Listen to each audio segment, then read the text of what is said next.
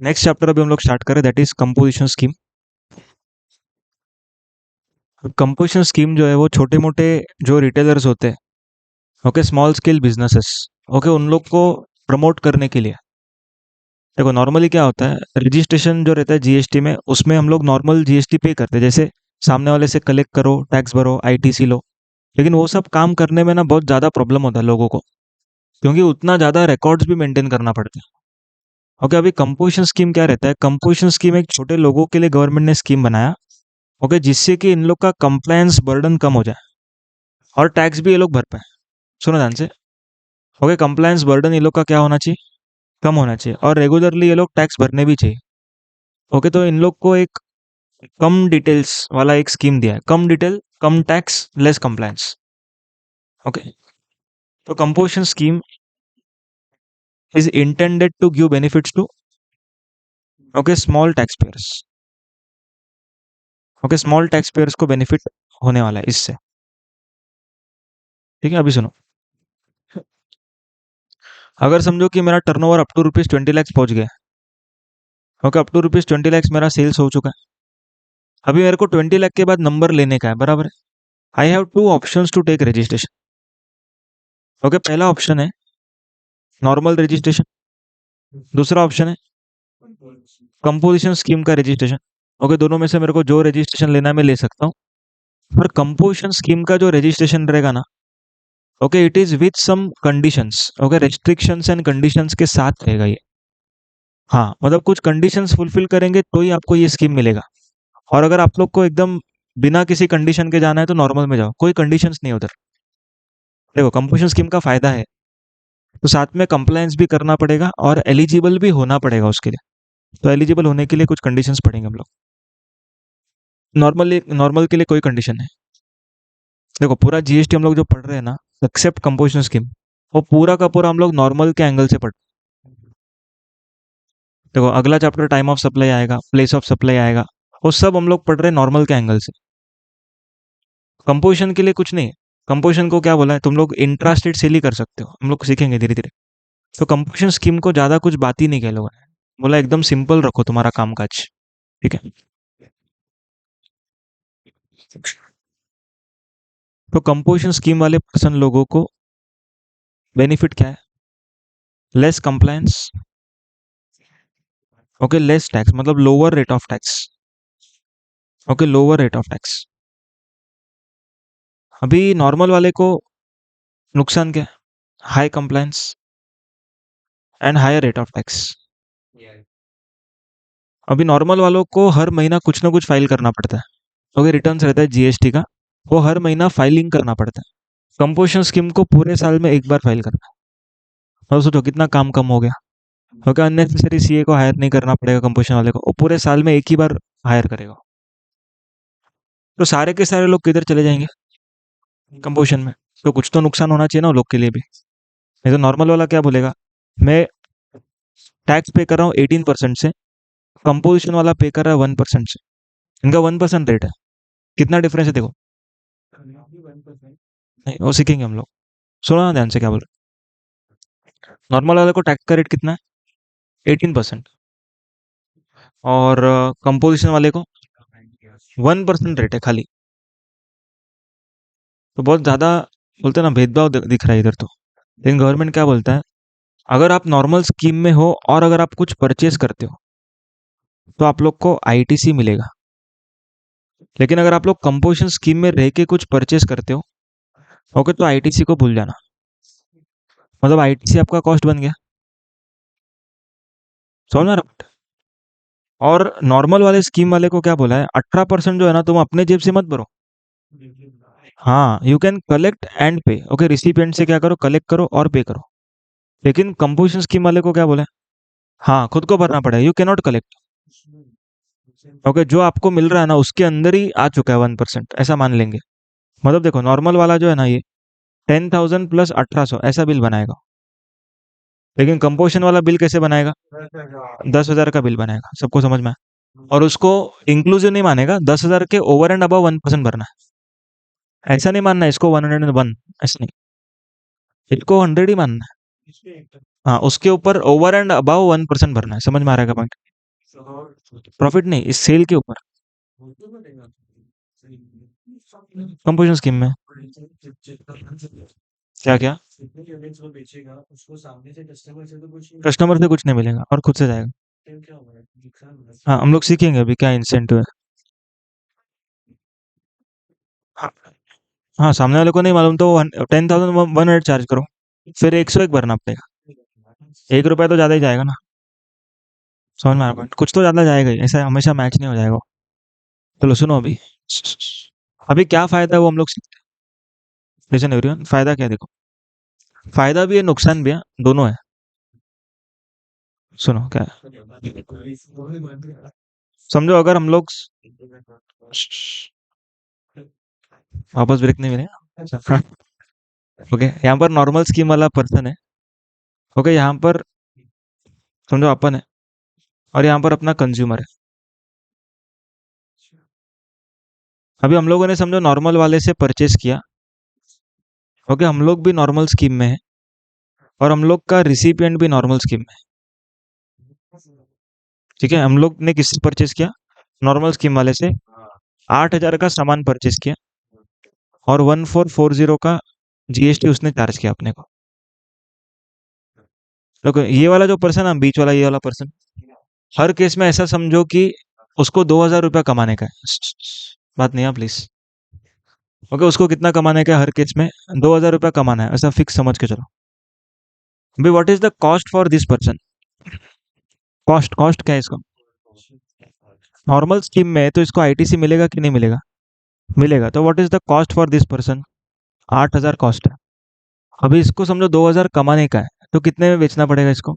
10,000। तो 10,000 में बेचेगा, और जीएसटी चार्ज करेगा 1,800। और नॉर्मल वाले के लिए कॉस्ट कितना हो गया? 10,000। ये समझ में आया सब लोग को? अब देखो, अभी ये नॉर्मल वाला बंदा ही है, और ये वाला जो पर्सन है वो कंपोजिशन स्कीम में। ठीक है, what is the cost for this person? हाँ, 9,440 इज द कॉस्ट, क्योंकि कंपोजिशन वाले को आईटीसी नहीं मिलता है। तो 9,440 कॉस्ट हो गया। अभी इसको अगर 2,000 रुपया कमाने का है, तो इसको 11,440 में बेचना पड़ेगा। ओके, अभी वो 1% को भूल जाओ थोड़ा, क्योंकि वो कभी मैच नहीं होगा फिर। तो इसको कितने में सेल करना पड़ेगा? 11,440। इसने किसको बेचा? नॉर्मल को बेचा। What is the cost for this person? 11,440 cost है उसके लिए। तो अगर समझो कि कोई नॉर्मल रजिस्टर्ड पर्सन है, वो किससे खरीदेगा तो फायदा होएगा? हाँ, नॉर्मल वाले से खरीदेगा तो फायदा होगा, उसको कॉस्ट कम लग रहा है ना। आया क्या पॉइंट समझ में? अगर मान के चलो कि अभी कस्टमर बेस चेंज करते हैं। ओके, अगर हम लोग नॉर्मल में है, हमारे लिए कॉस्ट कितना है? ये बंदे के लिए कॉस्ट कितना है? 8,000 कॉस्ट है ना। 8,000 प्लस 1,440, इसको आईटीसी मिलने वाला है, इसका कॉस्ट कितना है? 8,000। इसको प्रॉफिट कमाने का है 2,000, तो 10,000 में बेचेगा 1,800। अगर रिसिपिएंट अनरजिस्टर्ड है, what is the cost for this person? हाँ, 11,800 कॉस्ट है। बराबर है। अगर समझो हम लोग कंपोजिशन स्कीम में है, तो हम लोग उसको 11,440 में बेचेंगे, तो 11,440 इसके लिए कॉस्ट रहेगा, तो वो इससे खरीदना प्रेफर करेगा। हाँ, मतलब कि अगर हम लोग का रिसिपिएंट अनरजिस्टर्ड रहा, तो कंपोजिशन स्कीम से खरीदना प्रेफर करेगा। लेकिन अगर हम लोग का रिसिपिएंट रजिस्टर्ड रहा, तो वो नॉर्मल स्कीम वालों से खरीदना प्रेफर करेगा। आ रहा है समझ में? तो हम लोग के सामने वाले के ऊपर डिपेंड करता है, ओके, आप किसको बेच रहे हो। अगर रजिस्टर्ड लोगों को बेच रहे हो, तो फिर किससे किस मतलब कौन बेचेगा? हाँ, नॉर्मल वाला। अगर आपका सामने वाला कौन है? अनरजिस्टर्ड है, तो फिर सेम नहीं, कंपोजिशन वाला बेटर पड़ेगा, बेटर पड़ेगा। समझ में आया पॉइंट?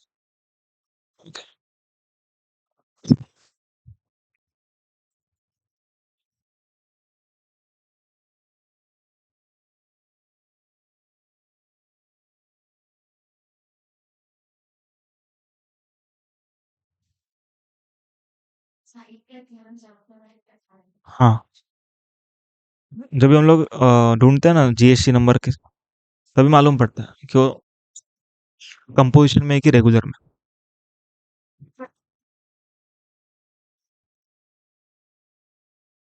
हाँ, इसको लिख लो एक बार पहले। इंट्रोडक्शन टू कंपोजिशन स्कीम, ऐसा नोटबुक में लिखो इसको। चलिए।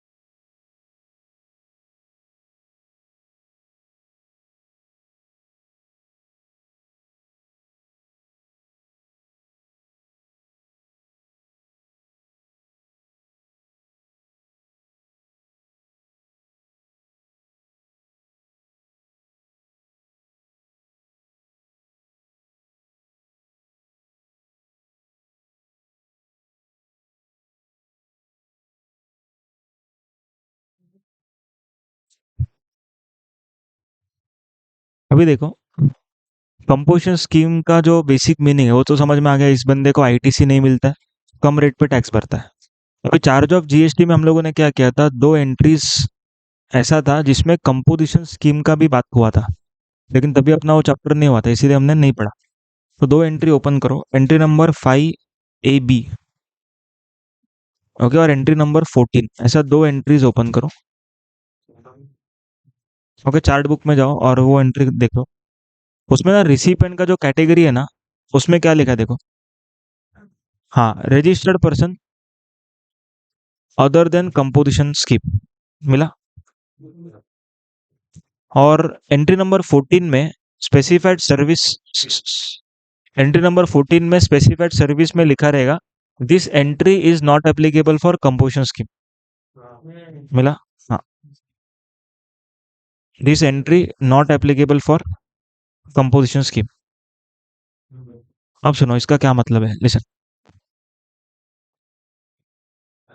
अभी 5AB का हेडिंग क्या था, कमर्शियल प्रॉपर्टी का रेंटिंग था। ओके, तो अनरजिस्टर्ड पर्सन ने अगर रजिस्टर्ड पर्सन को दिया, ओके, तो नॉर्मली हमने क्या सीखा था, आरसीएम। लेकिन अभी हम लोग को ध्यान में आना चाहिए कि रिसिपेंट जो है ना, वो रजिस्टर्ड मतलब कौन से स्कीम में रजिस्टर होना चाहिए। वेरी गुड, ये नॉर्मल स्कीम में होगा तो ही आरसीएम। लेकिन अगर अनरजिस्टर्ड पर्सन ने अगर रजिस्टर्ड पर्सन को दिया और ये रजिस्टर्ड पर्सन है कंपोजिशन स्कीम का, ओके, तो नो टैक्स, क्योंकि सप्लायर अनरजिस्टर्ड है। सबको समझ में आया क्या? Everyone clear? ऐसा क्यों वो हम लोग सीखेंगे, पहले ये समझ में आ रहा है क्या है वो। ओके, उसके बाद entry number 14। Okay, entry number 14 में क्या लिखा था, other than body corporate to registered person, other than body corporate to registered person, बराबर है, सिक्योरिटी वाला। तो अभी यहाँ रजिस्टर्ड पर्सन कौन होना चाहिए बोलते? हाँ, अदर देन कंपोजिशन मतलब नॉर्मल वाला होना चाहिए, वही आरसीएम। ओके, तो ये रजिस्टर्ड पर्सन जो है ना, ये कौन होगा, नॉर्मल होगा। तो ओके, नॉर्मल रहेगा तो आरसीएम। और अगर रजिस्टर्ड पर्सन कंपोजिशन स्कीम वाला रहेगा, ओके, तो फिर एफसीएम या तो नो टैक्स, दोनों पॉसिबिलिटी है, डिपेंडिंग अपॉन आवर सप्लायर। ठीक है, और ऊपर वाले में सप्लायर का क्यों नहीं देखा, क्योंकि सप्लायर का नेचर ही अनरजिस्टर्ड है। सबको समझ में आ रहा है क्या? अब इसका रीजनिंग समझते हैं। सबसे सिंपल रीजन जो सामने दिखने में आता है कि कंपोजिशन वाले को आईटीसी नहीं मिलेगा, तो वो बेचारा आरसीएम में भरेगा ना, तो उसको आईटीसी नहीं मिलने वाला, तो उसका नुकसान है। तो नुकसान है, तो फिर इसको बोला कि भाई तुम टैक्स मत भरो। तो नुकसान तो हर जगह पे हो सकता था ना, 16 का 16 सर्विस में नुकसान हो सकता है, तो ये दो ही सर्विस में क्यों किया? पॉइंट समझ में आया क्या बोल रहा हूँ मैं? देखो, जीटीए सर्विस अगर जीटीए ने कंपोजिशन स्कीम वाले को दिया, then tax will be payable under RCM by composition scheme and उसको आईटीसी नहीं मिलेगा। समझ में आ रहा पॉइंट? अब देखो, इसका रीजन ये है कि ये जो रेंटिंग है ना, रेंटिंग ऑफ कमर्शियल प्रॉपर्टी, ये फिक्स्ड एक्सपेंस है। ओके, और सिक्योरिटी सर्विस भी फिक्स एक्सपेंस है। ओके, मतलब अगर कंपोजिशन स्कीम वाले का धंधा नहीं भी हो रहा है, तो भी उसको ये दोनों चार्जेस क्या करना पड़ेगा, भरना ही पड़ेगा, मैंडेटरी है उसको। मालूम है कि फिक्स एक्सपेंस तो भरना ही पड़ता ना। तो गवर्नमेंट क्या बोलता है कि फिक्स एक्सपेंस की वजह से इसका लॉस ज्यादा होगा। तो ना, फिक्स एक्सपेंस की वजह से इसका लॉस ज्यादा होगा। Everyone clear? दूसरा पॉइंट, जीटीए सर्विस में फिर क्यों नहीं किया, क्योंकि जीटीए सर्विस जो है ना, वो फिक्स नहीं है। वो गुड्स को बेच रहा है तभी ट्रांजेक्शन पे टैक्स आ रहा है, और बेच रहा है मतलब कमा रहा है, तो टैक्स भर सकता है और लॉस भी सहन कर सकता है। लेकिन फिक्स एक्सपेंस में क्या होएगा, अगर ये सेल भी नहीं कर रहा है तो भी क्या होएगा, एक्सपेंस तो लगने वाला है ना उसका। तो एक्सपेंस लगेगा तो फिर क्या हो जाएगा, उसका लॉस ज्यादा होएगा। इसीलिए गवर्नमेंट ने कंपोजिशन स्कीम को बाहर रखा ये दो ही एंट्री में, क्योंकि बाकी सब एंट्रीज वेरिएबल है। क्लियर है पॉइंट सब लोग? किसमें? नहीं, हाँ, स्पेसिफाइड रिसिपिएंट है but not for this two entry. सबको समझ में आएगा पॉइंट? ओके, तो ये अपना बेसिक पॉइंट जो चार्ज ऑफ जीएसटी में पेंडिंग रखा था वो कंप्लीट। अभी देखो, अभी कंपोजिशन स्कीम किस किस को मिलता है? कंपोजिशन स्कीम उसी को मिलेगा जो एलिजिबल होगा। और कंपोजिशन किसको मिलेगा?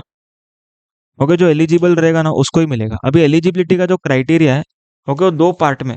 Okay, eligibility criteria is in two part.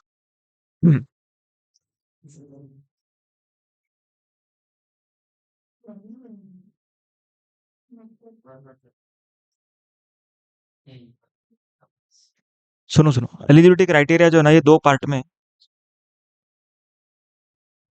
पहला, उसका टर्नओवर कुछ लिमिट से कम होना चाहिए, और दूसरा वो एलिजिबल होना चाहिए। सुनो यहाँ पर देखो।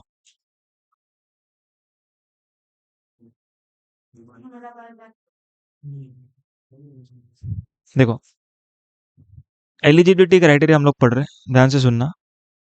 Okay, eligibility criteria.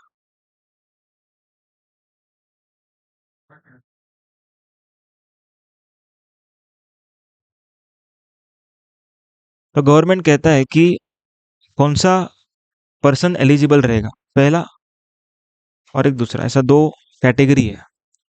पहला है नेचर ऑफ सप्लायर का criteria. Okay, nature of supplier.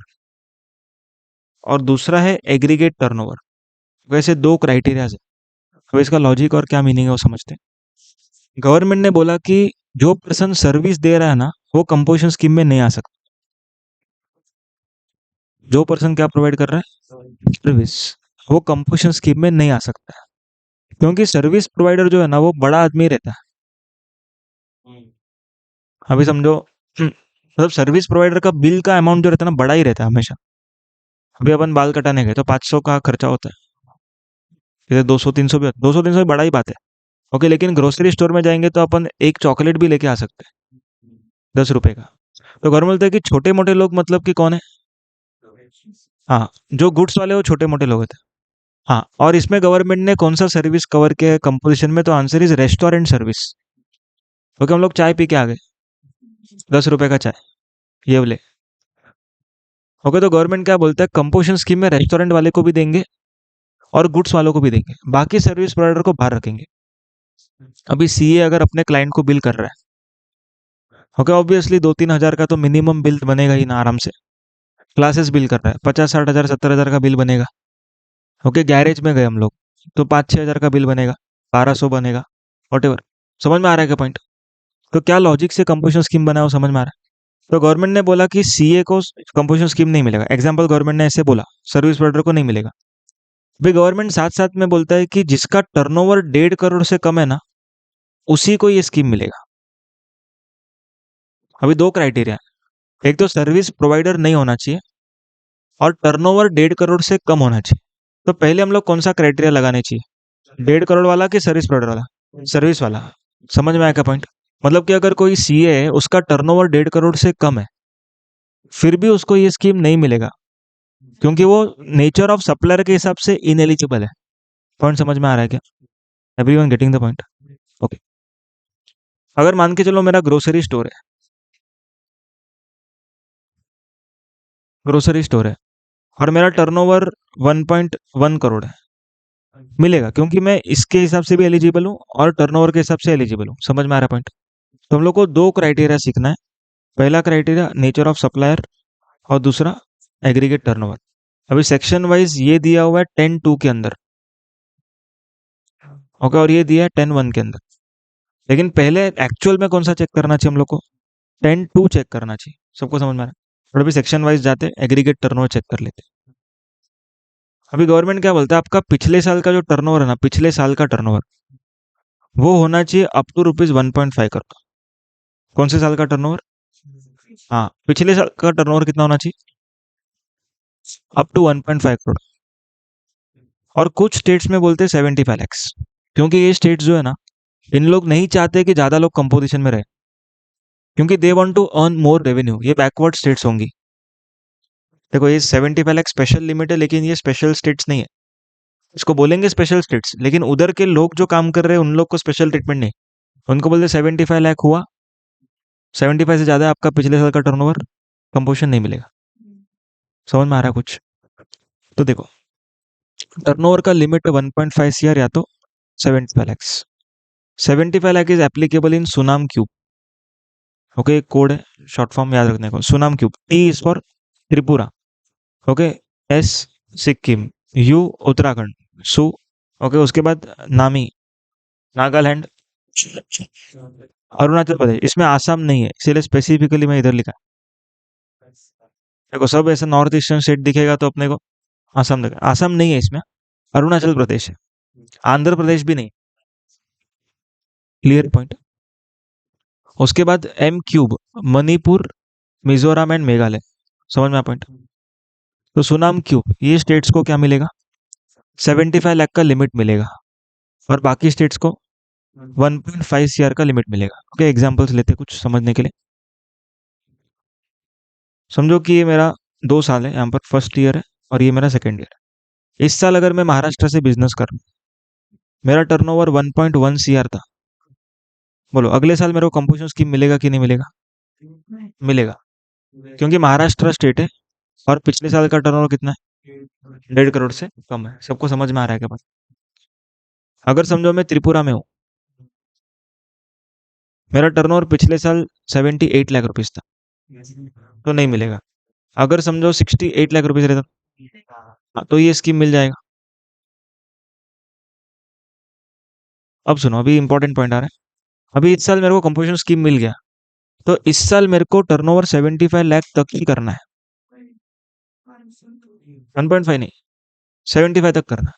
Government क्या बोलता है, अगर आपका ये 75 क्रॉस हो गया ना करंट ईयर में, तो बाहर जाना पड़ेगा। क्यों? गवर्नमेंट बोलता है कि तुम लोग का स्टेट को क्या चाहिए था कि तुम 75 लाख तक ही सेल करो अंडर दिस स्कीम। देखो तुम लोग का स्टेट ग्रीडी स्टेट है। प्रीसीडिंग का आने के लिए और करंट ईयर का रहने के लिए। सुनो सुनो, कंपोजिशन स्कीम में अगर मेरे को आने का है, तो पिछले साल का चेक करके मैं आ जाऊंगा। अगर मेरे को इस साल में पूरा साल कंपोजिशन में रहने का है, तो मेरे को पूरे साल में मेंटेन कितना करना है टर्नओवर? 75 से कम। सबको समझ में आया? और अगर 75 से ऊपर गया, तो मेरे को नॉर्मल स्कीम में जाना पड़ेगा। जब से गया एक्सेस के लिए। ओके, जो ऊपर का टर्नओवर है वो नॉर्मल स्कीम में जाएगा। सबको समझ में आया पॉइंट? गेटिंग द पॉइंट क्या हो रहा है?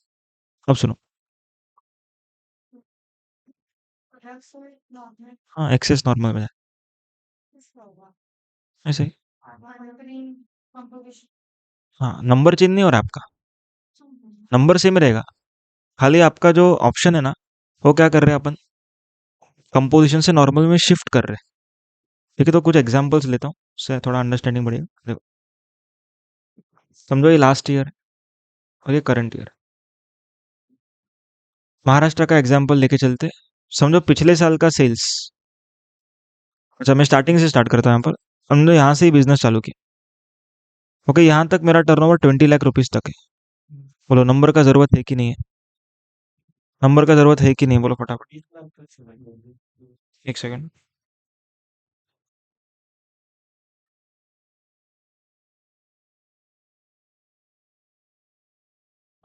तो 20 लाख रुपीज तक का क्या है? 20 लाख रुपीज तक का टर्नओवर है। अभी 20 लाख का जो टर्नओवर है ना मेरा, सुनो सुनो, 20 लाख रुपीज का मेरा सेल्स हो गया, तो मेरे यहाँ तक अनरजिस्टर्ड था, क्योंकि 20 लाख का तो लिमिट मेरे को वैसे ही मिलता है। अच्छा देखो, अभी हम लोग ना जब रजिस्ट्रेशन चैप्टर में जाएंगे ना, तभी ये लिमिट 20 के जगह पे 40 सीखेंगे।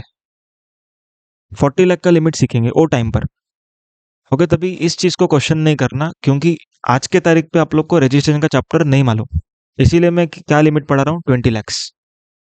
ओके, तो जब तुम लोग ये पढ़ोगे ना, मतलब रजिस्ट्रेशन होने के बाद ये चैप्टर में आओगे, तब तुम लोग क्या सोचोगे कि 40 लाख का लिमिट है तो 20 क्यों लिखा है? क्योंकि ये चैप्टर करने के टाइम हमको 40 का लिमिट मालूम नहीं। हाँ, तो 40 का लेने का। एक्चुअल में 40 का है फॉर गुड्स। खाली गुड्स जो बेचता है उसको 40 का लिमिट है। सुनो, तो अभी अनरजिस्टर्ड पर्सन है, उसका टर्नओवर कितना है? 20 लैक्स का टर्नओवर है। तो ये अनरजिस्टर्ड है। इसके बाद वो गया कंपोजिशन स्कीम में। ठीक है, अभी किस में जा रहा है? Composition scheme. तो अज्यूम करो उसका टर्नओवर जो है पूरा साल एंड होने तक, ओके, 1.5 CR से नीचे रहना चाहिए। अभी 1.5 CR से नीचे मतलब ये 20 लाख को गिन के 1.5 CR, या फिर अलग से 1.5 CR? सुनो सुनो, दो ऑप्शन दे रहा हूं मैं, सुनो ध्यान से सुनो। 20 लाख तक का ये सेल कर चुका है। ओके, इस साल में उसने अभी 20 लाख के ऊपर के लिए कंपोजिशन स्कीम में चला गया। Now question is, composition scheme में हमने क्या सीखा था? 1.5 करोड़ का टर्नओवर करना है करंट ईयर में भी एंड पिछले साल भी। अभी पिछले साल का तो इसका बिजनेस ही नहीं था, तो जीरो था, तो ये आ गया कंपोजिशन। अभी कंपोजिशन में आने के बाद ओके, उसको सेल्स करना स्टार्ट करना है। 20 लाख हो गया, अभी और भी सेल कर रहा है अंडर कंपोजिशन स्कीम।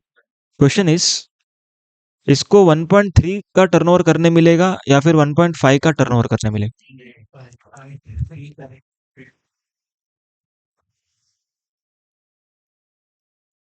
तो आंसर इज 1.3। क्यों मालूम है? क्योंकि अभी अगला साल अगर हम लोग देखेंगे, अगला साल समझो, ये साल के एंगल से बात करते हैं। अभी गवर्नमेंट ने क्या बोला? पिछले साल का टर्नओवर 1.5 से कम होना चाहिए। अब पिछले साल मतलब ऐसा नहीं बोला कि पिछले साल के कंपोजिशन का टर्नओवर 1.5 से कम, पिछले साल का टर्नओवर। तो पिछला साल मतलब कि वो 20 लाख भी गिनेंगे। So this 20 lakh would be included. समझ में आया पॉइंट? तो समझो कि एग्जाम्पल इसने 90 लाख का सेल्स किया। लिसन, पूरा साल इसका टर्नओवर क्लोज हुआ 1.1 सीआर पे। अभी बोलो अगले साल इसको मिलेगा कि नहीं ये स्कीम? हाँ, ये स्कीम इसको मिल जाएगा। Everyone getting the point? ये स्कीम उसको मिल जाएगा। सबको क्लियर है? नाउ लिसन, अभी ये साल उसने क्या किया? 1.5 सीआर क्रॉस कर दिया। देखो अभी ये साल में उसको 20 लाख का लिमिट नहीं मिलेगा। 20 लाख का लिमिट सिर्फ एक ही फर्स्ट ईयर मिलेगा। फर्स्ट ईयर ही मिलेगा। एवरीवन लिसन, बहुत इंपॉर्टेंट पॉइंट। 20 लाख का जो लिमिट है ना, वो कौन से साल मिलेगा? वो फर्स्ट ईयर में ही मिलेगा। और वो सेकेंड ईयर भी मिल सकता है अगर फर्स्ट ईयर में 20 लाख का लिमिट क्रॉस नहीं किया। वापस एक बार, फर्स्ट ईयर में 20 लाख का लिमिट है, मेरा सेल 18 लाख हुआ और साल खत्म हो गया। अभी अगले साल मेरे को सिर्फ 2 लाख करने नहीं मिलेगा, पूरा 20 वापस करने मिलेगा। समझ में आया पॉइंट? लेकिन अगर मैं पिछले साल 20 क्रॉस कर चुका हूँ, तो करंट ईयर में ओके मेरे को कोई लिमिट नहीं मिलेगा। समझ में आया पॉइंट? डे वन रजिस्ट्रेशन लेना ही पड़ेगा। रादर मैं पिछले साल ही रजिस्टर्ड रहूंगा, क्योंकि 20 लाख से ऊपर गया था ना मैं। ओके, तो अभी देखो, मेरा समझो टर्नओवर 1.8 सीआर पे क्लोज होता है। तो गवर्नमेंट क्या कहता है कि 1.5 सीआर तक कंपोजिशन में रहो, ऊपर के 30 लाख के लिए आप नॉर्मल में जाओ। आया समझ में? तो कंपोजिशन में रेट क्या रहता है? 1% हमने सीखा, तो 1% भरेंगे। और ये 30 लाख रहेगा तो नॉर्मल स्कीम 18% भरे। उसके अगले साल से नॉर्मल हो जाएगा वो। क्योंकि टर्नओवर अभी अगले साल के लिए इस साल का देखेंगे तो 1.8 सीआर। सबको समझ में आया? हर बार पिछला साल लिखने का। वो सब आईटीसी के चैप्टर में सीखेंगे। क्योंकि वो सब आईटीसी के चैप्टर में आएगा कि ट्रांजिशन में क्या होएगा। ट्रांजिशन मतलब क्या? हाँ, इधर हम लोग कंपोजिशन में थे, फिर गए हम लोग नॉर्मल में। तो हम लोग के लायबिलिटी पे क्या इम्पैक्ट आएगा, आईटीसी पे क्या इम्पैक्ट आएगा, वो सब फर्दर चैप्टर्स का पार्ट है। बात नहीं, यहाँ पर देखो। समझ में आ रहा है क्या पॉइंट? 1.5 कैसे चेक करना है? तो 1.5 हम लोग को पिछले साल का भी देखना है और करंट ईयर का भी देखना है। ओके, फॉर एंट्री लेवल पिछले साल का देखना है। ओके, और अगर हम लोग को इसमें सस्टेन करना है, तो करंट ईयर में भी 1.5 से नीचे ही होना चाहिए। अगर करंट ईयर में 1.5 के ऊपर गए, तो नॉर्मल में शिफ्ट करो ऊपर वाले के लिए, और अगले साल के लिए नॉर्मल ही जाएंगे। सबको समझ में आया क्या पॉइंट? Very good. उसके बाद एग्रीगेट टर्नओवर कैसे कैलकुलेट करना है? ओके, एकदम सिंपल चीज़ है, कुछ भी नहीं इसमें। सब सेल्स को ऐड करना है। अच्छा, ये लिख लो पहले। ये कहाँ तक लिखा था?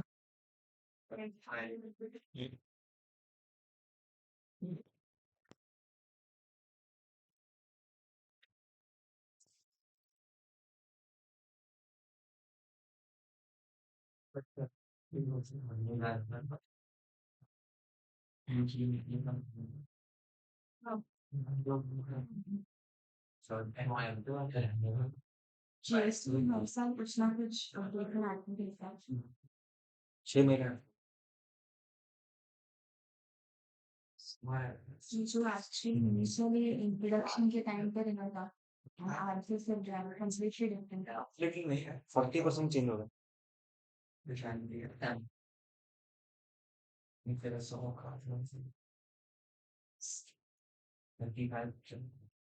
क्यों इतना चेंज हुआ?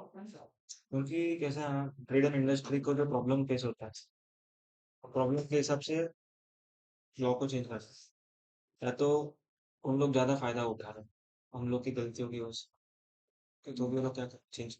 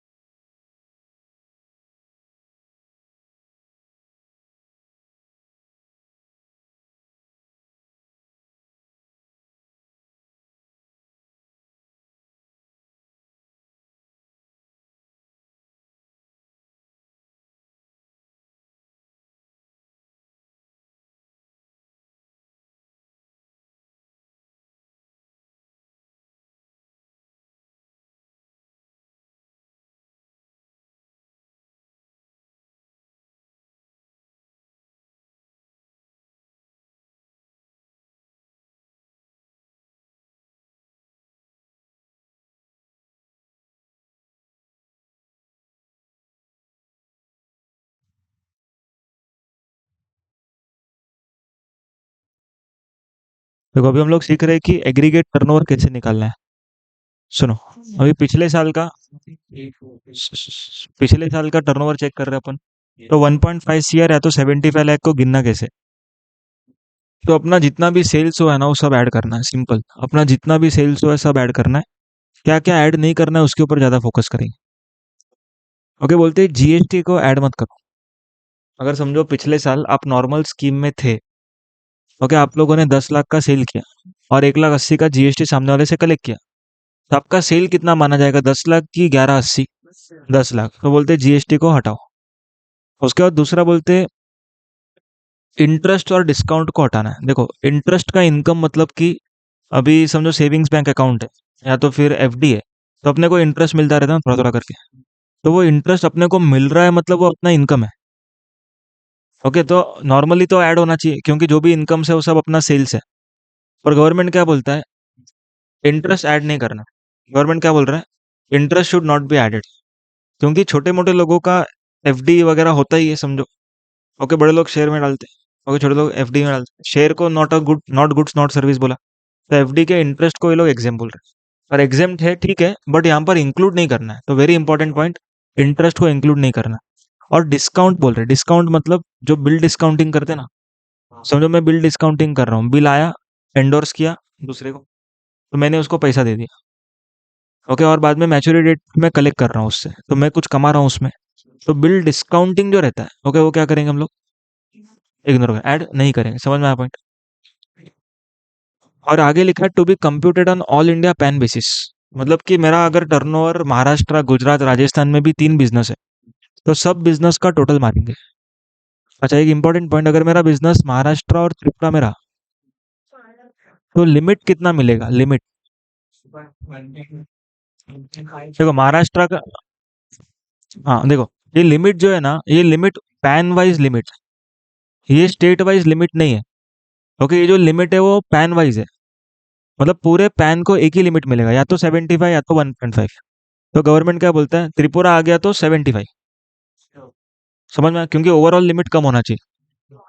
ओके, क्या क्या ऐड करना है, क्या लिखते हैं, देखो सभी ऐड करना है। ये इन तीनों को छोड़, दोनों को छोड़ के सब ऐड करना है। पहला बोलते हैं टैक्सेबल सेल्स ऐड करो। ऐड करेंगे हम लोग। ये लिखा है excluding inward RCM. Inward RCM मतलब आरसीएम का परचेस। ऑब्वियसली हम लोग सेल्स का टर्नओवर निकाल रहे हैं, तो परचेस को वैसे भी क्यों सोचेंगे? तो लिखने का जरूरत ही नहीं था, बट लिखा है लोग। उसके बाद दूसरा बोलते हैं एग्जाम सप्लाई भी ऐड करना है। ये कौन से साल का हम लोग बात कर रहे हैं? पिछले साल का। ओके, बोलते हैं एग्जाम सेल भी ऐड करो। एग्जाम सेल मतलब क्या? Non GST, petrol, diesel, liquor, वो सब, नील रेटेड वेजिटेबल वगैरह। और होली एग्जेम्प्टेड मतलब कि जो भी एग्जाम सर्विस वगैरह होती है वो। ठीक है। उसके बाद एक्सपोर्ट, हम लोगों ने अगर इंडिया के बाहर बेचा है पिछले साल, वो भी ऐड करने का। समझ में आ रहा पॉइंट? उसके बाद inter state sales to distinct person. Distinct person मतलब, हाँ, same PAN but having different GST number. वो गवर्नमेंट बोलता है ऐड करो, क्योंकि जीएसटी नंबर अलग है ना आपका, तो ऐड करो, ये अलग ही लोग है। उसके बाद फर्स्ट सप्लाईज को ऐड करना, ये हम लोगों ने अभी अभी सीखा। जो 20 लाख का बात कर रहे थे ना, उसको गिना ना हम लोगों ने। 1.5 करोड़ करने के लिए वो 20 लाख को गिन के 1.5 करोड़ करना था। तो यहाँ पर फर्स्ट सप्लाईज आर इंक्लूडेड। सबको समझ में आया? Okay, turnover from 1 April to becoming liable. भाई बिकमिंग लायबल में 20 भी आ सकता है, 40 भी आ सकता है। ओके, इसीलिए बिकमिंग लायबल लिखा है। नहीं तो लिख सकते डायरेक्ट पहला 20 लाख ऐड करो। सबको समझ में आया पॉइंट? तो क्या क्या ऐड करेंगे देखो। All taxable, all exam, export and interstate. Okay, first supplies ये तो गोज विदाउट सेइंग। और बाकी ये दोनों चीज, जीएसटी हटाने का और इंटरेस्ट डिस्काउंट हटाना है अपने को। ओके, ये इंपॉर्टेंट है, इंटरेस्ट डिस्काउंट अच्छे से क्लियर। तो ये हो गया अपना एग्रीगेट टर्नओवर। अभी ये दोनों, ये इंटरलिंकिंग पॉइंट अपन कर चुके हैं। Next, person ineligible to opt. देखो जो हम लोगों ने यहाँ पर पढ़ा था, नेचर ऑफ सप्लायर का क्राइटेरिया, अभी ये पढ़ने जा रहे हैं अपन। क्या पढ़ रहे हैं अभी? ओके, नेचर ऑफ सप्लायर का हम लोग क्राइटेरिया पढ़ने जा रहे हैं।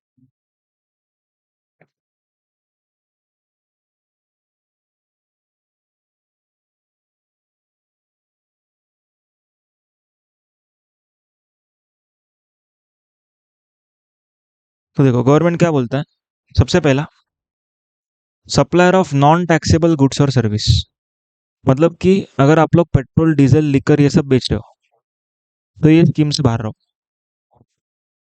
ओके, नॉन टैक्सेबल चीजें नहीं बेचनी इस स्कीम में, क्योंकि इस स्कीम में गवर्नमेंट का सोच क्या है कि तुम लोग एक तो बेनिफिशियल स्कीम में हो, इसमें भी तुम टैक्स नहीं भरोगे।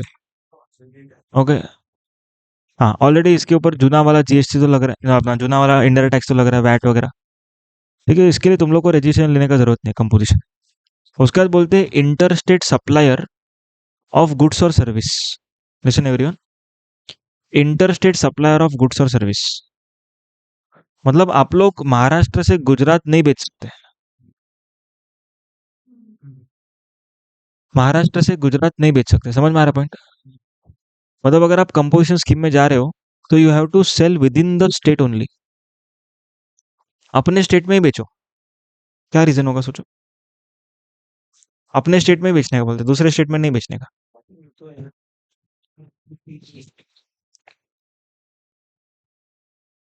सेंट्रल को तो मिलने वाला ना, आईजीएसटी लगेगा तो भी हाफ तो मिलने वाला है, सीजीएसटी एसजीएसटी लगेगा तो भी हाफ मिलने वाला है, हमेशा मिलेगा ही हाफ।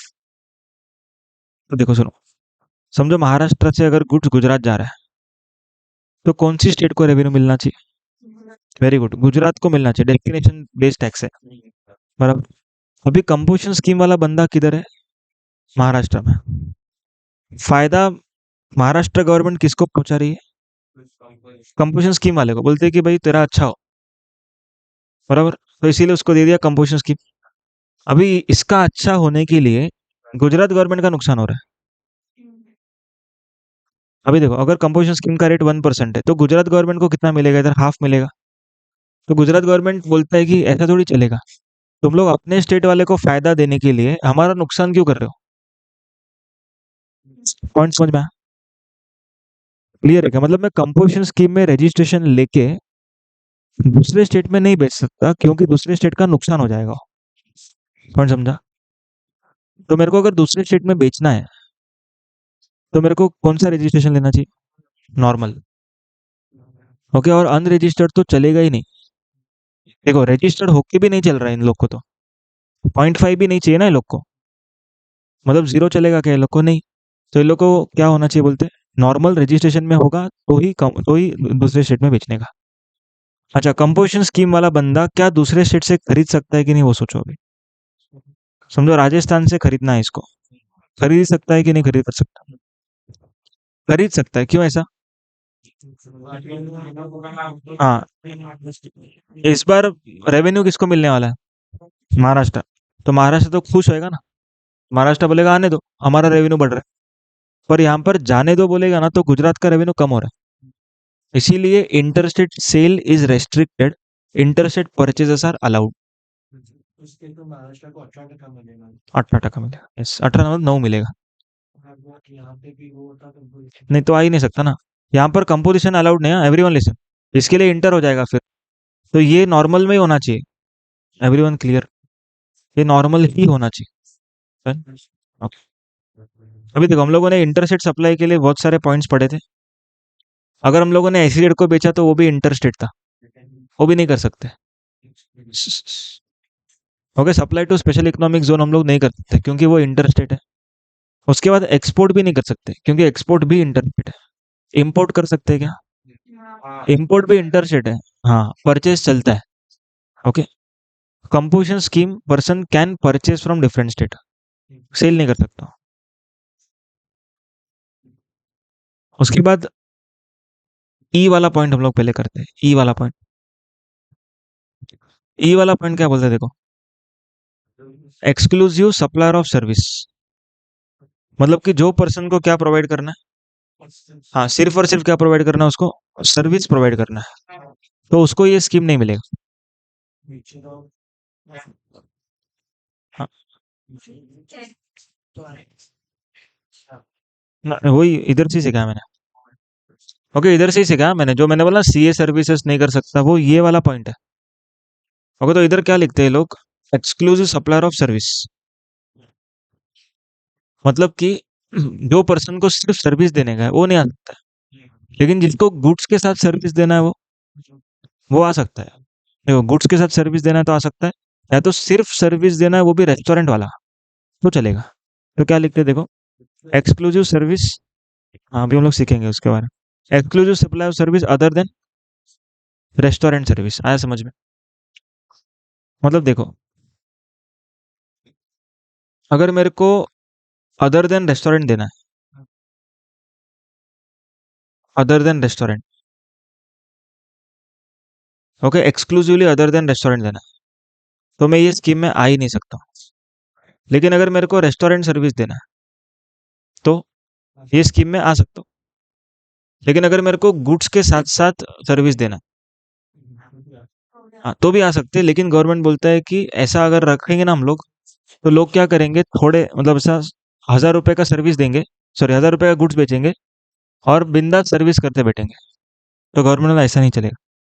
तो गवर्नमेंट ने बोला कि सर्विस अलाउ करेंगे लेकिन एक लिमिट तक, एक लिमिट तक ही कर सकते हैं ये सर्विस। नहीं तो लोग क्या करेंगे, बोलेंगे देखो आपने बोला ना खाली सर्विस नहीं आ सकता, मैं खाली सर्विस नहीं हूँ, मैं तो गुड्स भी बेच रहा हूँ, और गुड्स कभी कभार बेच रहा हूँ मैं। समझ में आ रहा है क्या पॉइंट?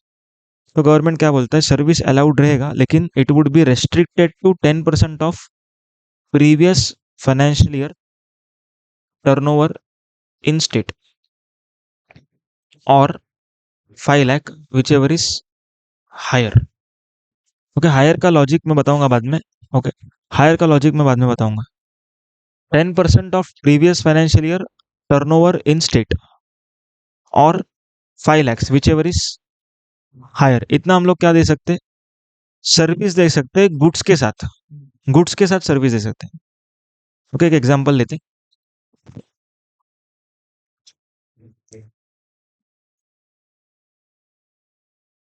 क्लासेस वाले को कर सकते हैं, इतनी बुक्स का उससे रिलेटेड फाइल उसका अलग होता है, मुझे नहीं सर्विस का मैंने कम मिलना है, ऐसा नहीं है।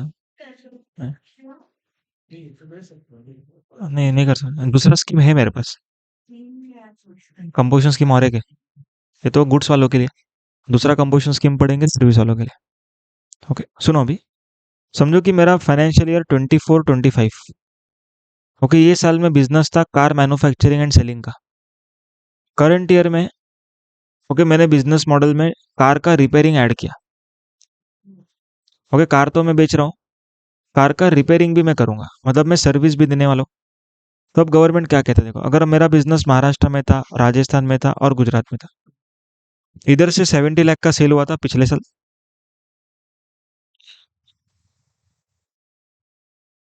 ओके, पिछले साल 70 लाख का सेल हुआ, यहाँ पर 20 लाख का सेल हुआ और यहाँ पर 40 लाख का सेल हुआ। ठीक है, एग्जैक्ट डेट है चलेगा, सुनो।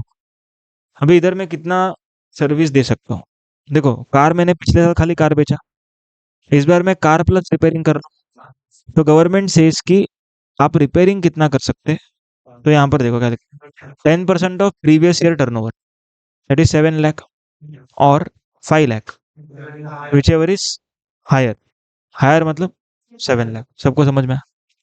तो 7 लाख का मैं रिपेयरिंग सर्विस करंट ईयर में दे सकता हूँ। अगर 7 लाख से ऊपर अगर रिपेयरिंग देना है तो मैं इन एलिजिबल, तो किस में जाऊंगा मैं, नॉर्मल स्कीम में जाऊंगा। सबको समझ में आ रहा है क्या? महाराष्ट्र में चलिए, और राजस्थान में 2 लाख और 5 lakh whichever is higher. Okay, अगले वाले में 4 और 5 विच एवर इज हायर, 5। कैसा? तो फिर पिछले साल कंपोजिशन स्कीम मिला ही नहीं रहेगा। हाँ, तो रिपेयरिंग बंद कर, मतलब रिपेयरिंग कम करना पड़ेगा, गुड्स का सेलिंग ज्यादा करना पड़ेगा। नहीं नहीं, 10%। ऐसा नहीं, सुनो सुनो एवरीवन लिसन, ये 10% जो है ना, ये प्रीवियस ईयर का टर्नओवर का 10% है। ऐसा नहीं बोला टर्नओवर ऑफ गुड्स का 10%, पूरा टर्नओवर, चाहे गुड्स का हो, चाहे सर्विस का हो, चाहे कंबाइंड हो। समझ में आ रहा है क्या पॉइंट्स? क्लियर है? ओके, ये एग्जांपल को लिखो, ये एग्जांपल को लिखो, नोट्स में ऐसा नंबरिंग डालो और एग्जांपल लिखो।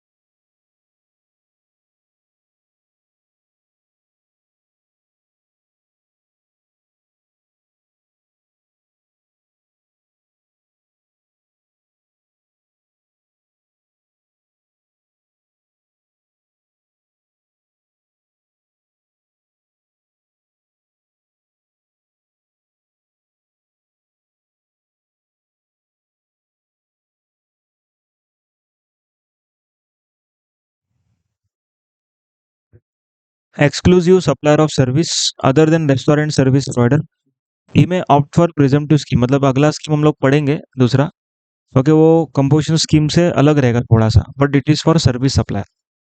Nominal services are allowed. Composition scheme person में supply services other than restaurant and outdoor kit, क्योंकि ये सर्विस जो है ना, ये सर्विस तो बिंदास होके दे सकते हैं, ओके। उसके अलावा बाकी के सर्विसेज कितने से ज़्यादा नहीं दे सकते, 10% ऑफ टर्नओवर इन स्टेट। अब ये 10% किसका लेना है बोलते हैं, इंटरेस्ट एंड डिस्काउंट को छोड़ के लेना है, क्योंकि वो तो हम लोग टर्नओवर में ऐड ही नहीं करते वैसे भी। और 5 lakh whichever is higher, okay. सुनो आगे, 2:30 बजे तक है ना, पूरा 10 मिनट वापर लेते हैं। सुनो सुनो सुनो, हो जाएगा, सुनो। एफ का पॉइंट क्या देखो, casual taxable person and non resident taxable person. Okay, casual taxable person मतलब कि जो पर्सन एग्जीबिशन लगाना चाहता है दूसरे स्टेट में, ओके, उसको ये स्कीम नहीं मिलेगा। हाँ, कोई भी एग्जीबिशन लगाएगा, ओके, वो स्कीम नहीं मिलेगा। समझ में आ रहा पॉइंट? उसके बाद non resident person, okay, non resident है, इंडिया के बाहर का पर्सन इंडिया में आया है बिजनेस करने को, तो गवर्नमेंट से इसकी ये स्कीम इंडिया के लोगों के लिए है, ओके, बाहर वालों को इसका बेनिफिट नहीं मिलेगा। समझ में आ रहा? ये हो गया।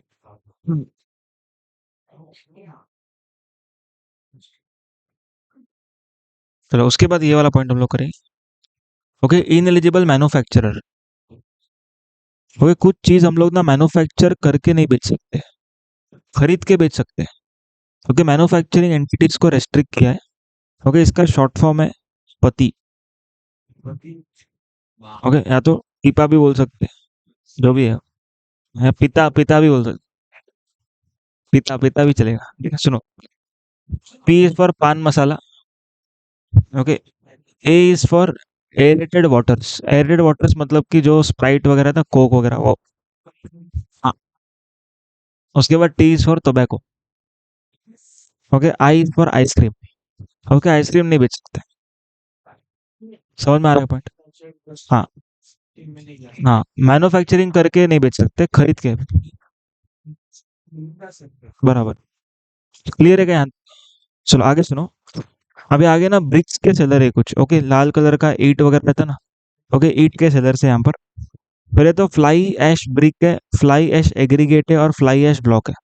अभी फ्लाई ऐश का मतलब क्या होता है, वो ग्रे कलर का ईट रहता है एक, वो लाइट वेट का ईट रहता है, ओके। तो लाइट वेट का ईट दैट इज ब्रिक नहीं बेच सकते, ओके। लाइट वेट का ब्लॉक मतलब कि जिसमें ब्लॉक रहता है, उसके बाद कटिंग होके वो ब्रिक बनता है। सुनो सुनो, लाइट वेट का जो ब्लॉक रहता है ना, ग्रे कलर का, उसको कट होके क्या बनता है, ब्रिक बनता है।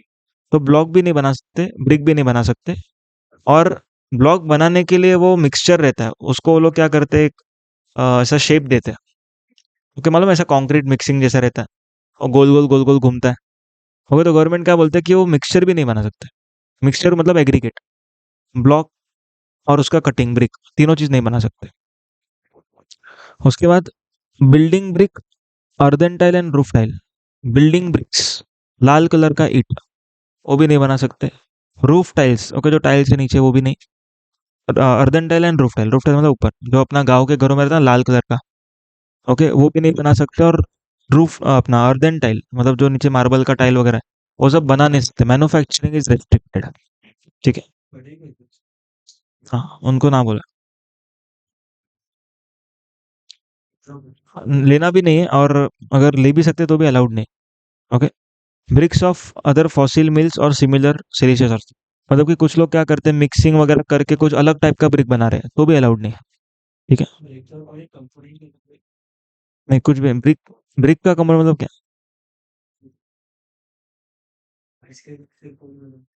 कौन चलेगा, आइसक्रीम नहीं चलेगा, ओके। समझ में आया क्या पॉइंट?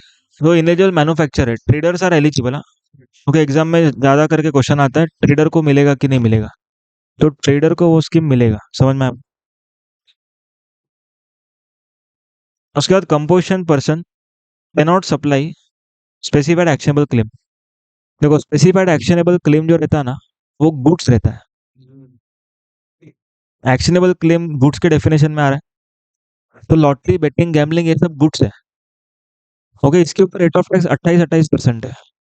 तो गवर्नमेंट बोलता है कि तुम लोग को रेट ऑफ टैक्स 28% क्यों रखा है हम लोगों ने, ताकि ये सब कम हो। और अभी तुम लोग अगर कंपोजिशन स्कीम में आओगे तो क्या होएगा, 1% पे भरोगे तो नहीं चलेगा वो। समझ में? Okay, last point, supply of services through e commerce operator who is required to collect tax. मतलब कि अगर हम लोग को अमेजोन से, सुनो सुनो, अमेजोन से अगर कुछ सर्विसेज देना है, ओके, अमेजोन से, तो हम लोग नहीं दे सकते। समझ में आ रहा है point? Amazon Amazon is E commerce operator. E commerce operator से हम लोग को क्या देना है, सर्विसेज अगर देना है, सर्विसेज, तो हम लोग नहीं दे सकते। ओके, लेकिन अगर हम लोग को जोमेटो से रेस्टोरेंट सर्विस देना है तो दे सकते हैं, क्योंकि रेस्टोरेंट वालों के लिए तो ये स्कीम है ना। ओके, तो रेस्टोरेंट के लिए अलाउड रहेगा ये scheme through e commerce operator. Okay, Zomato, सुनो, कोई रेस्टोरेंट है वो जोमेटो से बेच रहा है, चलेगा? Everyone getting the point? Okay. अगर हम लोग को गुड्स बेचने का रहेगा, ई कॉमर्स से क्या बेचना है अपने को, गुड्स, तो चलेगा। ओके, लेकिन कंडीशन ये है कि इंटरस्टेट सप्लाई नहीं होना चाहिए। ओके, नेक्स्ट पेज पे आओ। नेक्स्ट पेज पे देखो, ये कुछ कंडीशन है, ये कंडीशन फुलफिल होएगा तो ही हम लोग को गुड बेचने मिलेगा अमेजोन से। ठीक है, देखो, सबसे पहला, enrolment number has been allotted. Enrolment number मतलब कि गवर्नमेंट क्या करता है, एक नंबर देता है अपने को। ओके, गवर्नमेंट एक नंबर अपने को देता है। ओके, बोलता है कि ये नंबर लो, आप कंपोजिशन स्कीम में रहो। ओके, ये नंबर के बेसिस पे क्या करो, आप लोग सेल करो। उसके बाद shall not allow any inter supply, क्योंकि इंटर सप्लाई तो वैसे अलाउड नहीं है। तो कभी कभी मान लो हम लोग अमेजोन से बाय करते हैं, तो ऐसा एरर आता है कि delivery not available at this pin code. तो हम लोग, ऐसा हो सकता है कि हम लोग दूसरे स्टेट से मंगवा रहे होंगे, इसीलिए वो अमेजोन जो है ना, वो स्टेट से उसको आने को नहीं दे रहा है, नहीं तो वो इनएलिजिबल हो जाएगा ना। पॉइंट समझ में आ गया? ओके। उसके बाद कलेक्ट टैक्स, ये हम लोग बाद में सीखेंगे, और फर्निश स्टेटमेंट ये भी बाद में सीखेंगे। ठीक है, तो अपना आज के लिए इतना ही, हम लोगों ने इनएलिजिबल क्राइटेरिया पूरा किया।